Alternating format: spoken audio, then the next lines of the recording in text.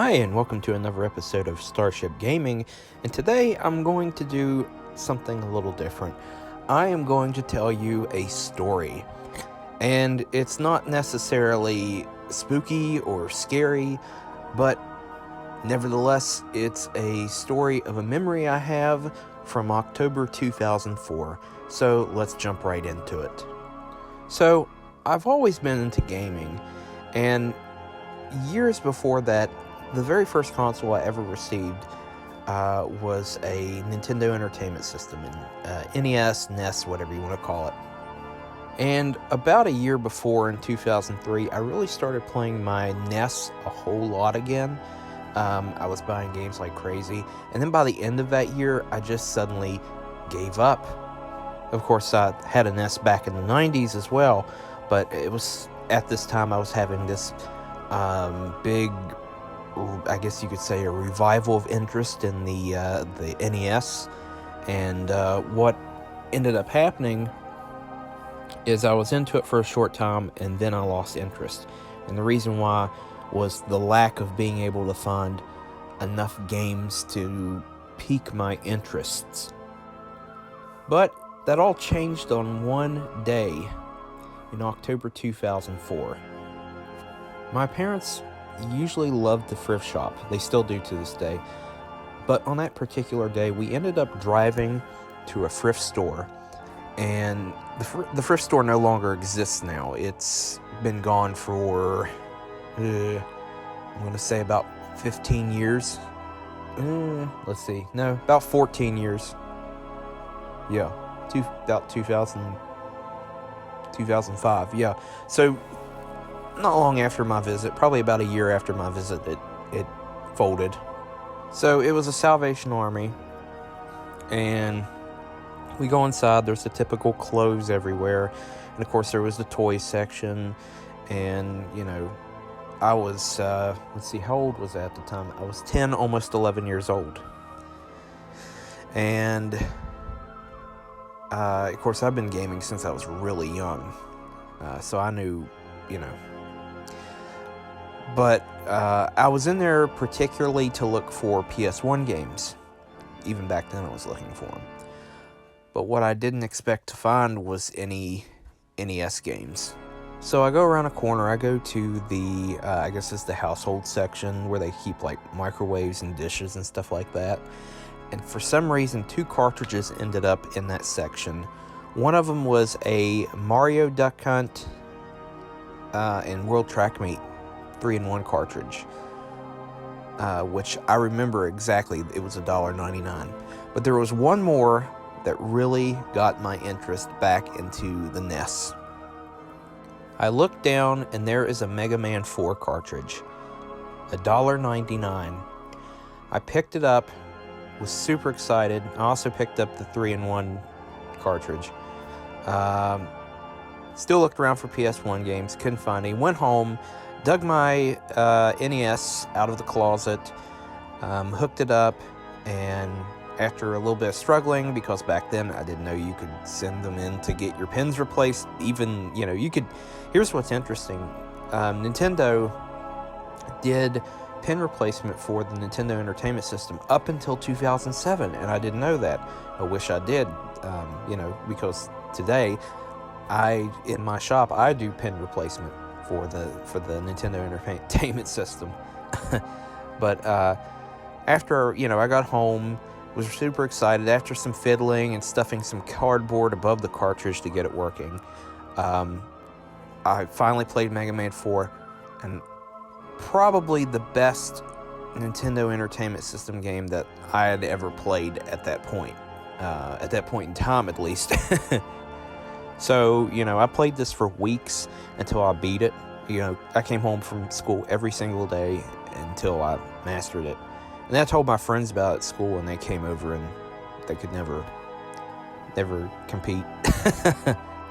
So this game alone revitalized my interest in gaming, especially retro gaming, which retro gaming at that time, around 2003, 2004, was just then starting to become a thing. Mainly because, people saw it as old They weren't really that interested in it. And, you could... I mean, people were practically giving NES, SNES games away because they just didn't want them. You could get them super cheap around 2003. Nowadays, most of the hard-to-find titles, are pretty expensive. But I think a lot of that expensiveness has to do with eBay, which, in reality, and I'm going to be honest for a minute, eBay kind of destroyed and helped the retro gaming market. And the reason why it destroyed was because it drove the prices up, but it also saved the retro gaming market because it helped get more of them out there to people who didn't have them available before. So it's a double-sided coin when you really think about it. So, I don't know how to explain it. Retro gaming at that time. A lot of people who are my age, mid to late 20s, was just then discovering it because a lot of them didn't get to grow up with it. I mean, I got to grow up with it. I was surrounded by it. I mean, I couldn't escape it.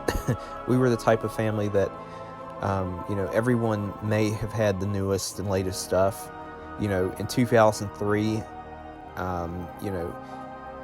we were just then discovering DVD. We had no clue that it existed. We were always VHS all the way.